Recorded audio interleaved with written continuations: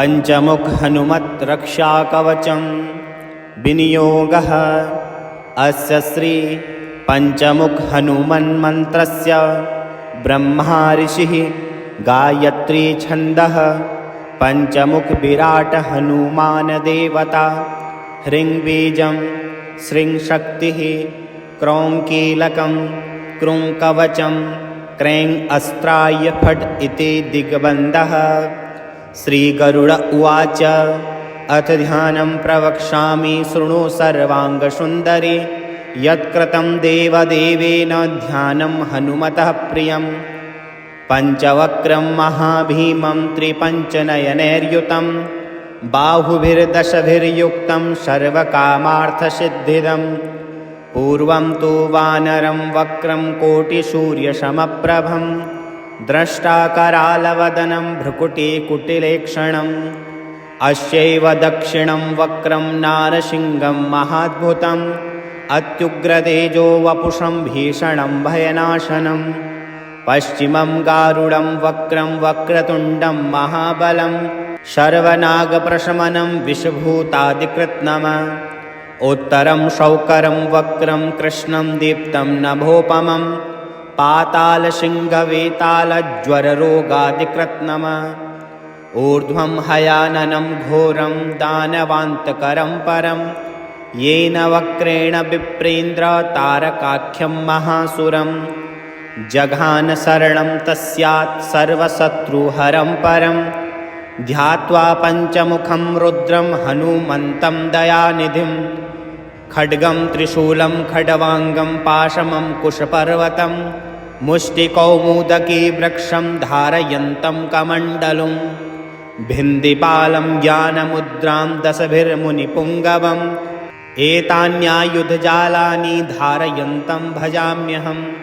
प्रेतासनोपविष्टं तं सर्वाभरणविभूषितं प्रेतासनोपविष्टं तं सर्वाभरणभूषितं दिव्यमालाम्बरधरं दिव्यगन्धानुलेपनं सर्वाश्चर्यमयं देवं हनुमद्विश्वतोमुखम्। पञ्चास्यमच्युतमनेकविचित्रवर्णं वक्रं शशाङ्कशिखरं कपिराजवर्यं पीताम्बरादिमुकुटैरूपशोभिताङ्गं पिङ्गाक्षमाद्यमनिशं मनसा स्मरामि। मर्कटेशं महोत्साहं सर्वशत्रुहरं परं शत्रुसंहार मां रक्ष श्रीमन्नापदमुद्धरम्। हरिमर्कटमर्कटमन्त्रमिदं परिलिख्यते लिख्यते वामतले यदि नश्यति नश्यति शत्रुकुलं यदि मुच्यते मुच्यति वामलता। इति कवचं पठित्वा तु महाकवचं पठेन्नरः एकवारं जपे स्तोत्रं सर्वशत्रुनिवारणं। द्विवारं तु पठेन्नित्यं पुत्रपौत्रप्रवर्धनं त्रिवारं च पठेन्नित्यं सर्वसम्पत्करं शुभं। चतुर्वारं पठेन्नित्यं सर्वरोगनिवारणं पञ्चवारं पठेन्नित्यं सर्वलोकवंशकरं। षड्वारं च पठेन्नित्यं सर्वदेववंशकरं सप्तवारं पठेन्नित्यं सर्वसौभाग्यदायकम्। अष्टावारं पठेन्नित्यं मिष्टकामार्थसिद्धिदं नववारं पठेन्नित्यं राजभोगमवाप्नुयात्। दशवारं पठेन्नित्यं त्रैलोक्यज्ञानदर्शनं रुद्राविष्टिं पठेन्नित्यं सर्वसिद्धिर्भवेद्ध्रुवम्। निर्बलो रोगयुक्तश्च महाव्याधादिपीडितः कवचस्मरणेनैव महाबलम् अवाप्नुयात्। श्रीगरुड उवाच अथ ध्यानं प्रवक्ष्यामि शृणु सर्वाङ्गसुन्दरि। यत्कृतं देवदेवेन ध्यानं हनुमतः प्रियं। पञ्चवक्त्रं महाभीमं त्रिपञ्चनयनैर्युतं बाहुभिर्दशभिर्युक्तं सर्वकामार्थसिद्धिदं। पूर्वं तु वानरं वक्रं कोटिसूर्यसमप्रभं द्रष्टाकरालवदनं भ्रुकुटिकुटिलेक्षणम्। अस्यैव दक्षिणं वक्रं नारसिंहं महाद्भुतं अत्युग्रतेजो वपुषं भीषणं भयनाशनं।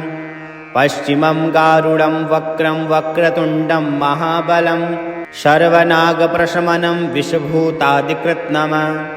उत्तरं शौकरं वक्रं कृष्णं दीप्तं नभोपमं पातालशृङ्गवेतालज्वररोगादिकृत्नम ऊर्ध्वं हयाननं घोरं दानवान्तकरं परं येन वक्रेण विप्रेन्द्र तारकाख्यं महासुरं जघान शरणं तस्यात् सर्वशत्रुहरं परं ध्यात्वा पञ्चमुखं रुद्रं हनुमन्तं दयानिधिं खड्गं त्रिशूलं खड्वाङ्गं पाशमं कुशपर्वतं मुष्टिकौमुदकी वृक्षं धारयन्तं कमण्डलुं भिन्दिपालं ज्ञानमुद्रां दशभिर्मुनिपुङ्गवम् एतान्यायुधजालानि धारयन्तं भजाम्यहं प्रेतासनोपविष्टं तं सर्वाभरणविभूषितं प्रेतासनोपविष्टं तं सर्वाभरणभूषितं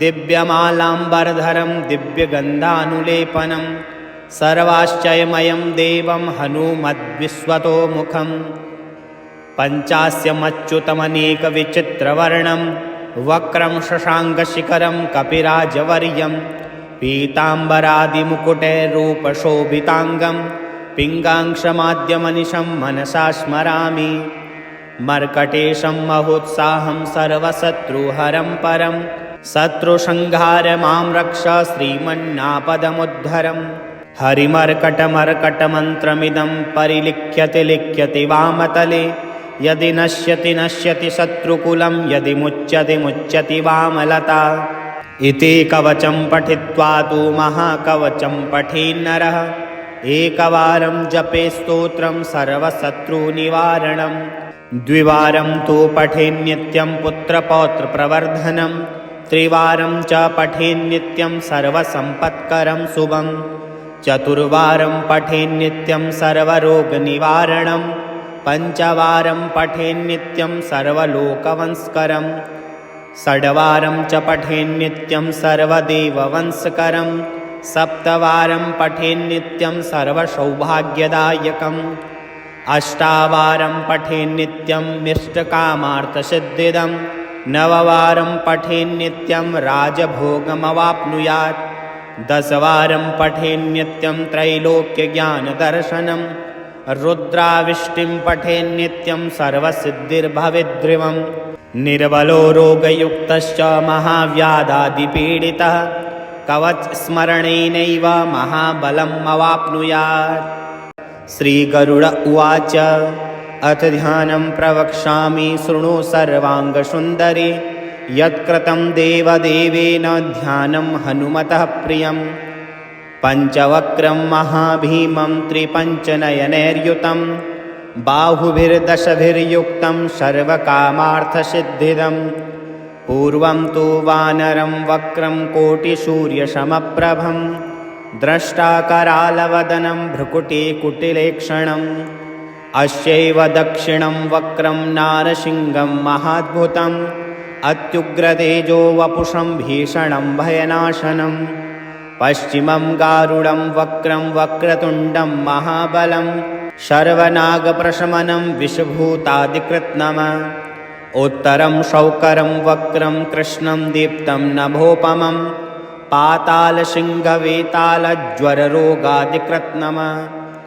ऊर्ध्वं हयाननं घोरं दानवान्तकरं परं येन वक्रेण विप्रेन्द्र तारकाख्यं महासुरं जघान शरणं तस्यात् सर्वशत्रुहरं परं ध्यात्वा पञ्चमुखं रुद्रं हनुमन्तं दयानिधिं खड्गं त्रिशूलं खड्वाङ्गं पाशमं कुशपर्वतं मुष्टिकौमुदकी वृक्षं धारयन्तं कमण्डलुं भिन्दिपालं ज्ञानमुद्रां दशभिर्मुनिपुङ्गवम् एतान्यायुधजालानि धारयन्तं भजाम्यहं प्रेतासनोपविष्टं तं सर्वाभरणविभूषितं प्रेतासनोपविष्टं तं सर्वाभरणभूषितं दिव्यमालाम्बरधरं दिव्यगन्धानुलेपनं सर्वाश्चर्यमयं देवं हनुमद्विश्वतोमुखं पञ्चास्यमच्युतमनेकविचित्रवर्णं वक्रं शशाङ्कशिखरं कपिराजवर्यं पीताम्बरादिमुकुटैर्रूपशोभिताङ्गं पिङ्गाक्षमाद्यमनिशं मनसा स्मरामि। मर्कटेशं महोत्साहं सर्वशत्रुहरं परं शत्रुसंहार मां रक्ष श्रीमन्नापदमुद्धरम्। हरिमर्कटमर्कटमन्त्रमिदं परिलिख्यति लिख्यति वामतले। यदि नश्यति नश्यति शत्रुकुलं यदि मुच्यति मुच्यति वामलता। इति कवचं पठित्वा तु महाकवचं पठेन्नरः। एकवारं जपे स्तोत्रं सर्वशत्रुनिवारणं। द्विवारं तु पठेन्नित्यं पुत्रपौत्रप्रवर्धनं। त्रिवारं च पठेन्नित्यं सर्वसम्पत्करं शुभं। चतुर्वारं पठेन्नित्यं सर्वरोगनिवारणं। पञ्चवारं पठेन्नित्यं सर्वलोकवंशकरं। षड्वारं च पठेन्नित्यं सर्वदेववंशकरं। सप्तवारं पठेन्नित्यं सर्वसौभाग्यदायकम्। अष्टावारं पठेन्नित्यं मिष्टकामार्थसिद्धिदं। नववारं पठेन्नित्यं राजभोगमवाप्नुयात्। दशवारं पठेन्नित्यं त्रैलोक्यज्ञानदर्शनं। रुद्राविष्टिं पठेन्नित्यं सर्वसिद्धिर्भवेद्ध्रुवं। निर्बलो रोगयुक्तश्च महाव्याधादिपीडितः कवचस्मरणेनैव महाबलम् अवाप्नुयात्। श्रीगरुड उवाच अथ ध्यानं प्रवक्ष्यामि शृणु सर्वाङ्गसुन्दरि। यत्कृतं देवदेवेन ध्यानं हनुमतः प्रियं। पञ्चवक्त्रं महाभीमं त्रिपञ्चनयनैर्युतं। बाहुभिर्दशभिर्युक्तं सर्वकामार्थसिद्धिदं। पूर्वं तु वानरं वक्रं कोटिसूर्यसमप्रभं। द्रष्टाकरालवदनं भ्रुकुटिकुटिलेक्षणम्। अस्यैव दक्षिणं वक्रं नारसिंहं महाद्भुतम्। अत्युग्रतेजो वपुषं भीषणं भयनाशनं। पश्चिमं गारुडं वक्रं वक्रतुण्डं महाबलं। सर्वनागप्रशमनं विषभूतादिकृत्नम। उत्तरं शौकरं वक्रं कृष्णं दीप्तं नभोपमं। पातालसिंहवेतालज्वररोगादिकृत्नम। ऊर्ध्वं हयाननं घोरं दानवान्तकरं परं। येन वक्रेण विप्रेन्द्र तारकाख्यं महासुरं। जघान शरणं तस्यात् सर्वशत्रुहरं परं। ध्यात्वा पञ्चमुखं रुद्रं हनुमन्तं दयानिधिं। खड्गं त्रिशूलं खड्वाङ्गं पाशमं कुशपर्वतं। मुष्टिकौमुदकी वृक्षं धारयन्तं कमण्डलुं। भिन्दिपालं ज्ञानमुद्रां दशभिर्मुनिपुङ्गवम्। एतान्यायुधजालानि धारयन्तं भजाम्यहं। प्रेतासनोपविष्टं तं सर्वाभरणविभूषितं। प्रेतासनोपविष्टं तं सर्वाभरणभूषितं। दिव्यमालाम्बरधरं दिव्यगन्धानुलेपनं। सर्वाश्चर्यमयं देवं हनुमद्विश्वतोमुखम्। पञ्चास्यमच्युतमनेकविचित्रवर्णं। वक्रं शशाङ्कशिखरं कपिराजवर्यं। पीताम्बरादिमुकुटैर्रूपशोभिताङ्गं। पिङ्गाक्षमाद्यमनिशं मनसा स्मरामि। मर्कटेशं महोत्साहं सर्वशत्रुहरं परं शत्रुसंहार मां रक्ष श्रीमन्नापदमुद्धरम्। हरिमर्कटमर्कटमन्त्रमिदं परिलिख्यति लिख्यति वामतले। यदि नश्यति नश्यति शत्रुकुलं यदि मुच्यति मुच्यति वामलता। इति कवचं पठित्वा तु महाकवचं पठेन्नरः। एकवारं जपे स्तोत्रं सर्वशत्रुनिवारणं। द्विवारं तु पठेन्नित्यं पुत्रपौत्रप्रवर्धनं। त्रिवारं च पठेन्नित्यं सर्वसम्पत्करं शुभं। चतुर्वारं पठेन्नित्यं सर्वरोगनिवारणं। पञ्चवारं पठेन्नित्यं सर्वलोकवंशकरं। षड्वारं च पठेन्नित्यं सर्वदेववंशकरं। सप्तवारं पठेन्नित्यं सर्वसौभाग्यदायकम्। अष्टावारं पठेन्नित्यं मिष्टकामार्थसिद्धिदं। नववारं पठेन्नित्यं राजभोगमवाप्नुयात्। दशवारं पठेन्नित्यं त्रैलोक्यज्ञानदर्शनं। रुद्राविष्टिं पठेन्नित्यं सर्वसिद्धिर्भवेद्ध्रुवम् निर्बलो रोगयुक्तश्च महाव्याधादिपीडितः कवचस्मरणेनैव महाबलम् अवाप्नुयात्। श्रीगरुड उवाच अथ ध्यानं प्रवक्ष्यामि शृणु सर्वाङ्गसुन्दरि यत्कृतं देवदेवेन ध्यानं हनुमतः प्रियं पञ्चवक्त्रं महाभीमं त्रिपञ्चनयनैर्युतं बाहुभिर्दशभिर्युक्तं सर्वकामार्थसिद्धिदं पूर्वं तु वानरं वक्रं कोटिसूर्यसमप्रभं द्रष्टाकरालवदनं भ्रुकुटिकुटिलेक्षणम् अस्यैव दक्षिणं वक्रं नारसिंहं महाद्भुतम् अत्युग्रतेजो वपुषं भीषणं भयनाशनं पश्चिमं गारुडं वक्रं वक्रतुण्डं महाबलं सर्वनागप्रशमनं विषभूतादिकृत्नम उत्तरं शौकरं वक्रं कृष्णं दीप्तं नभोपमं पातालसिंहवेतालज्वररोगादिकृत्नम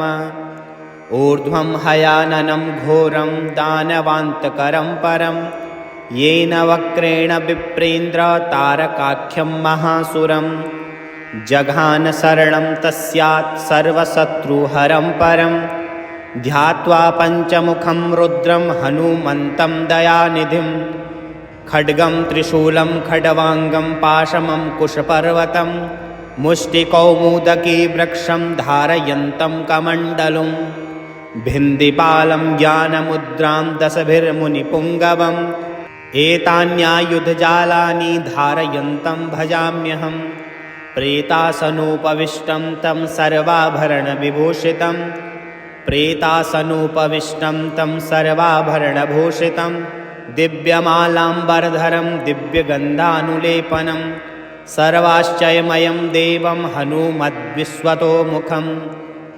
पञ्चास्यमच्युतमनेकविचित्रवर्णं वक्रं शशाङ्कशिखरं कपिराजवर्यं पीताम्बरादिमुकुटैरूपशोभिताङ्गं पिङ्गाक्षमाद्यमनिशं मनसा स्मरामि मर्कटेशं महोत्साहं सर्वशत्रुहरं परं शत्रुसंहार मां रक्ष श्रीमन्नापदमुद्धरम् हरिमर्कटमर्कटमन्त्रमिदं परिलिख्यते लिख्यते वामतले यदि नश्यति नश्यति शत्रुकुलं यदि मुच्यते मुच्यति वामलता इति कवचं पठित्वा तु महाकवचं पठेन्नरः एकवारं जपे स्तोत्रं सर्वशत्रुनिवारणं द्विवारं तु पठेन्नित्यं पुत्रपौत्रप्रवर्धनं त्रिवारं च पठेन्नित्यं सर्वसम्पत्करं शुभं चतुर्वारं पठेन्नित्यं सर्वरोगनिवारणं पञ्चवारं पठेन्नित्यं सर्वलोकवंशकरं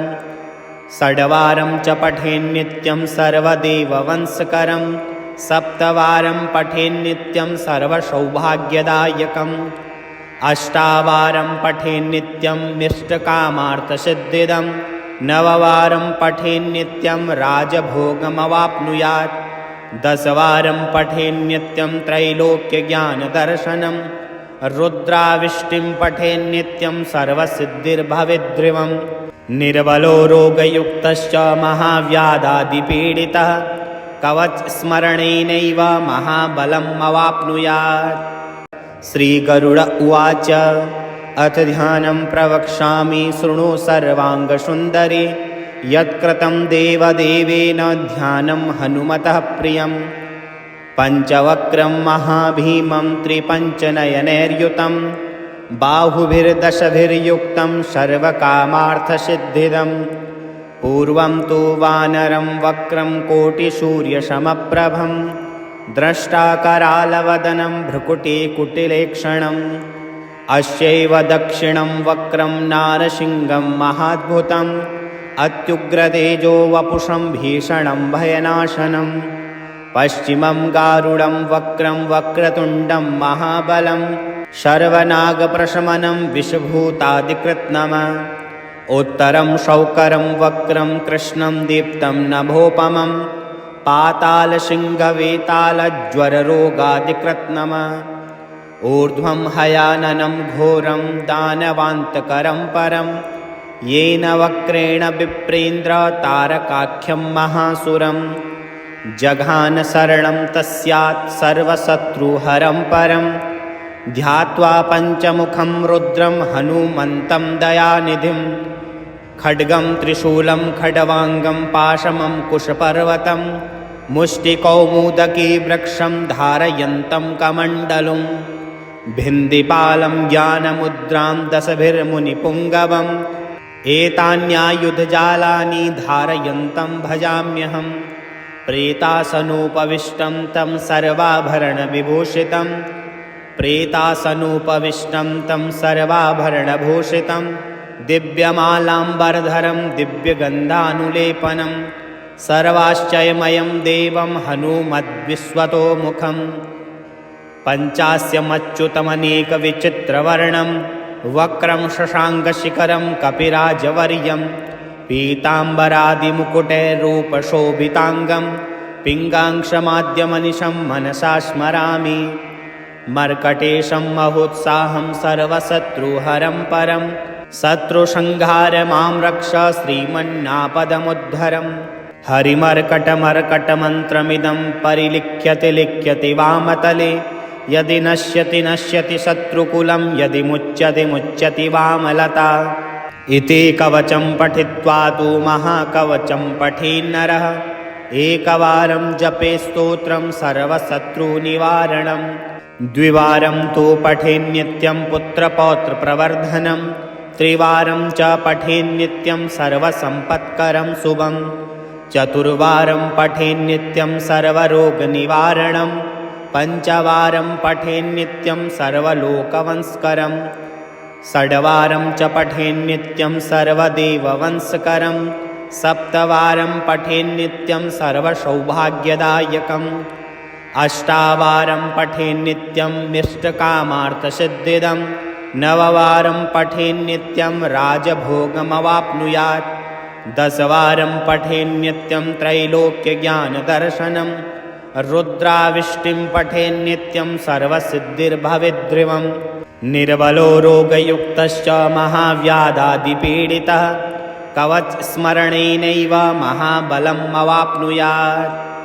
श्रीगरुड उवाच अथ ध्यानं प्रवक्ष्यामि शृणु सर्वाङ्गसुन्दरि यत्कृतं देवदेवेन ध्यानं हनुमतः प्रियं पञ्चवक्रं महाभीमं त्रिपञ्चनयनैर्युतं बाहुभिर्दशभिर्युक्तं सर्वकामार्थसिद्धिदं पूर्वं तु वानरं वक्रं कोटिसूर्यसमप्रभं द्रष्टाकरालवदनं भ्रुकुटिकुटिलेक्षणम् अस्यैव दक्षिणं वक्रं नारसिंहं महाद्भुतम् अत्युग्रतेजो वपुषं भीषणं भयनाशनं पश्चिमं गारुडं वक्रं वक्रतुण्डं महाबलं सर्वनागप्रशमनं विषभूतादिकृत्नम उत्तरं शौकरं वक्रं कृष्णं दीप्तं नभोपमं पातालसिंहवेतालज्वररोगादिकृत्नम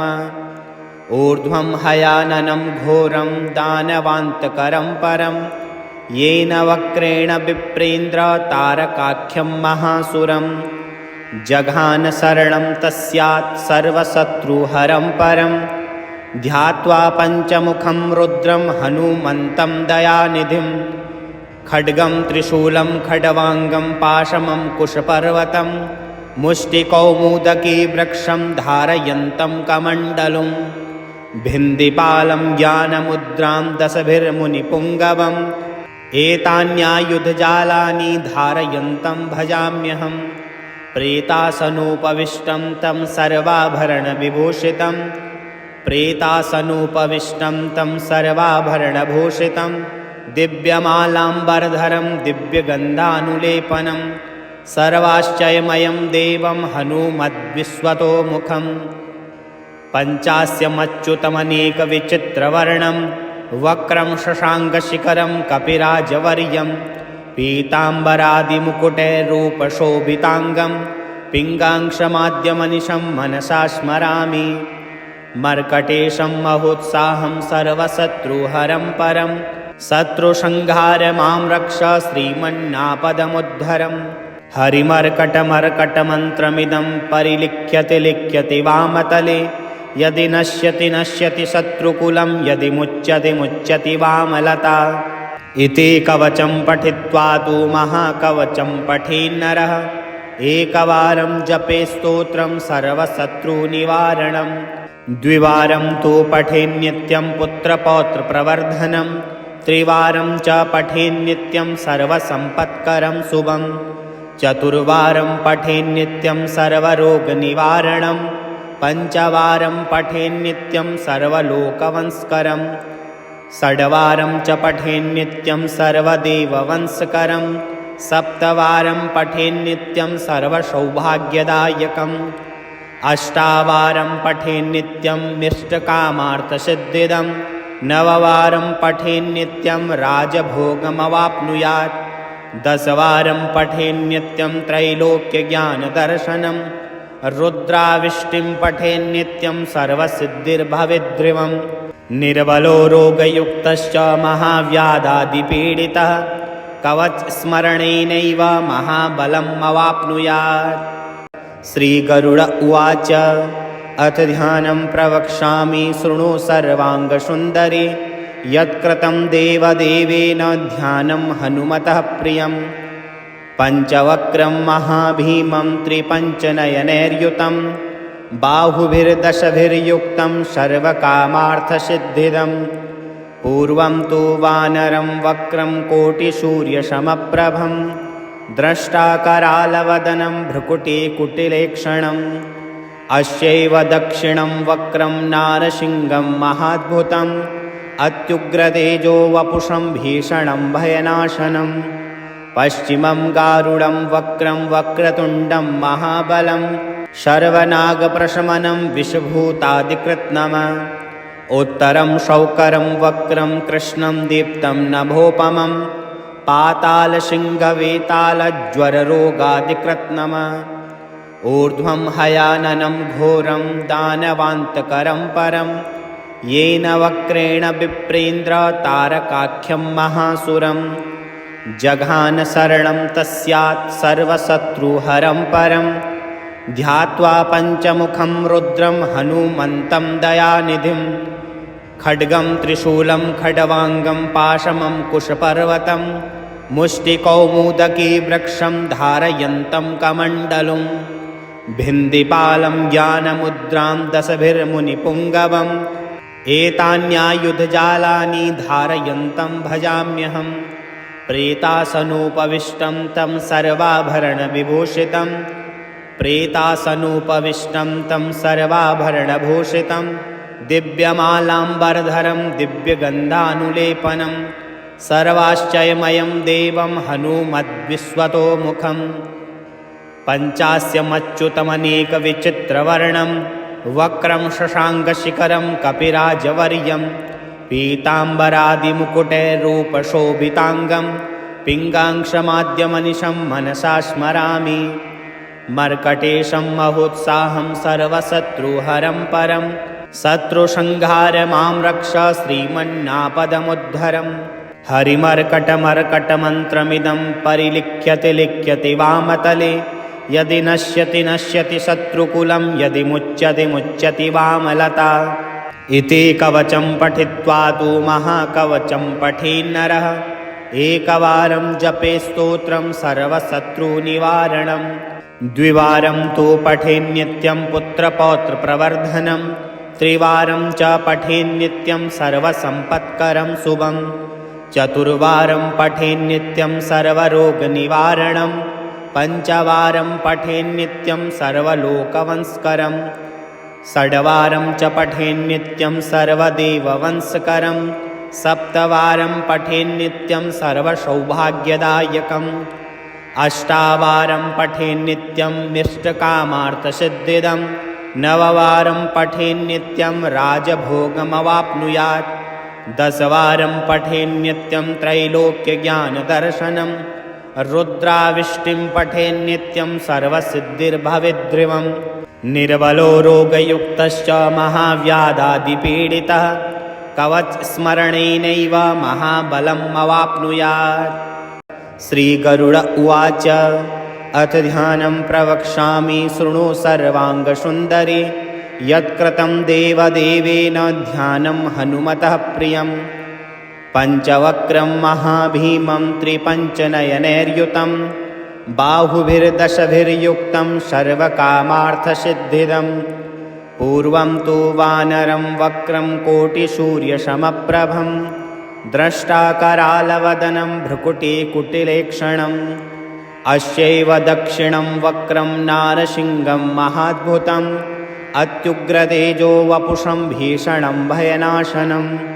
पश्चिमं गारुडं वक्रं वक्रतुण्डं महाबलं सर्वनागप्रशमनं विषभूतादिकृत्नम। उत्तरं शौकरं वक्रं कृष्णं दीप्तं नभोपमं पातालसिंहवेतालज्वररोगादिकृत्नम। ऊर्ध्वं हयाननं घोरं दानवान्तकरं परं येन वक्रेण विप्रेन्द्र तारकाख्यं महासुरं। जघान शरणं तस्यात् सर्वशत्रुहरं परं ध्यात्वा पञ्चमुखं रुद्रं हनुमन्तं दयानिधिं। खड्गं त्रिशूलं खड्वाङ्गं पाशमं कुशपर्वतं मुष्टिकौमुदकी वृक्षं धारयन्तं कमण्डलुं। भिन्दिपालं ज्ञानमुद्रां दशभिर्मुनिपुङ्गवम् एतान्यायुधजालानि धारयन्तं भजाम्यहं। प्रेतासनोपविष्टं तं सर्वाभरणविभूषितं प्रेतासनोपविष्टं तं सर्वाभरणभूषितं दिव्यमालाम्बरधरं दिव्यगन्धानुलेपनं सर्वाश्चर्यमयं देवं हनुमद्विश्वतोमुखम्। पञ्चास्यमच्युतमनेकविचित्रवर्णं वक्रं शशाङ्कशिखरं कपिराजवर्यं पीताम्बरादिमुकुटैरूपशोभिताङ्गं पिङ्गाक्षमाद्यमनिशं मनसा स्मरामि। मर्कटेशं महोत्साहं सर्वशत्रुहरं परं शत्रुसंहार मां रक्ष श्रीमन्नापदमुद्धरम्। हरिमर्कटमर्कटमन्त्रमिदं परिलिख्यते लिख्यते वामतले यदि नश्यति नश्यति शत्रुकुलं यदि मुच्यति मुच्यति वामलता। इति कवचं पठित्वा तु महाकवचं पठेन्नरः एकवारं जपे स्तोत्रं सर्वशत्रुनिवारणं। द्विवारं तु पठेन्नित्यं पुत्रपौत्रप्रवर्धनं त्रिवारं च पठेन्नित्यं सर्वसम्पत्करं शुभं। चतुर्वारं पठेन्नित्यं सर्वरोगनिवारणं पञ्चवारं पठेन्नित्यं सर्वलोकवंशकरं। षड्वारं च पठेन्नित्यं सर्वदेववंशकरं सप्तवारं पठेन्नित्यं सर्वसौभाग्यदायकम्। अष्टावारं पठेन्नित्यं मिष्टकामार्थसिद्धिदं नववारं पठेन्नित्यं राजभोगमवाप्नुयात्। दशवारं पठेन्नित्यं त्रैलोक्यज्ञानदर्शनं रुद्राविष्टिं पठेन्नित्यं सर्वसिद्धिर्भवेद्ध्रुवम्। निर्बलो रोगयुक्तश्च महाव्याधादिपीडितः कवचस्मरणेनैव महाबलम् अवाप्नुयात्। श्रीगरुड उवाच अथ ध्यानं प्रवक्ष्यामि शृणु सर्वाङ्गसुन्दरि। यत्कृतं देवदेवेन ध्यानं हनुमतः प्रियं। पञ्चवक्त्रं महाभीमं त्रिपञ्चनयनैर्युतं बाहुभिर्दशभिर्युक्तं सर्वकामार्थसिद्धिदं। पूर्वं तु वानरं वक्रं कोटिसूर्यसमप्रभं द्रष्टाकरालवदनं भ्रुकुटिकुटिलेक्षणम्। अस्यैव दक्षिणं वक्रं नारसिंहं महाद्भुतम् अत्युग्रतेजो वपुषं भीषणं भयनाशनं। पश्चिमं गारुडं वक्रं वक्रतुण्डं महाबलं सर्वनागप्रशमनं विषभूतादिकृत्नम। उत्तरं शौकरं वक्रं कृष्णं दीप्तं नभोपमं पातालसिंहवेतालज्वररोगादिकृत्नम। ऊर्ध्वं हयाननं घोरं दानवान्तकरं परं येन वक्रेण विप्रेन्द्र तारकाख्यं महासुरं। जघान शरणं तस्यात् सर्वशत्रुहरं परं ध्यात्वा पञ्चमुखं रुद्रं हनुमन्तं दयानिधिं। खड्गं त्रिशूलं खड्वाङ्गं पाशमं कुशपर्वतं मुष्टिकौमुदकी वृक्षं धारयन्तं कमण्डलुं भिन्दिपालं ज्ञानमुद्रां दशभिर्मुनिपुङ्गवम् एतान्यायुधजालानि धारयन्तं भजाम्यहम् प्रेतासनोपविष्टं तं सर्वाभरणविभूषितं प्रेतासनोपविष्टं तं सर्वाभरणभूषितं दिव्यमालाम्बरधरं दिव्यगन्धानुलेपनं सर्वाश्चर्यमयं देवं हनूमद्विश्वतोमुखं पञ्चास्यमच्युतमनेकविचित्रवर्णं वक्रं शशाङ्कशिखरं कपिराजवर्यं पीताम्बरादिमुकुटैरूपशोभिताङ्गं पिङ्गाङ्क्षमाद्यमनिशं मनसा स्मरामि मर्कटेशं महोत्साहं सर्वशत्रुहरं परं शत्रुसंहार मां रक्ष श्रीमन्नापदमुद्धरम् हरिमर्कटमर्कटमन्त्रमिदं परिलिख्यति लिख्यति वामतले यदि नश्यति नश्यति शत्रुकुलं यदि मुच्यति मुच्यति वामलता इति कवचं पठित्वा तु महाकवचं पठेन्नरः एकवारं जपे स्तोत्रं सर्वशत्रुनिवारणं द्विवारं तु पठेन्नित्यं पुत्रपौत्रप्रवर्धनं त्रिवारं च पठेन्नित्यं सर्वसम्पत्करं शुभं चतुर्वारं पठेन्नित्यं सर्वरोगनिवारणं पञ्चवारं पठेन्नित्यं सर्वलोकवंशकरं षड्वारं च पठेन्नित्यं सर्वदेववंशकरं सप्तवारं पठेन्नित्यं सर्वसौभाग्यदायकम् अष्टावारं पठेन्नित्यं मिष्टकामार्थसिद्धिदं नववारं पठेन्नित्यं राजभोगमवाप्नुयात्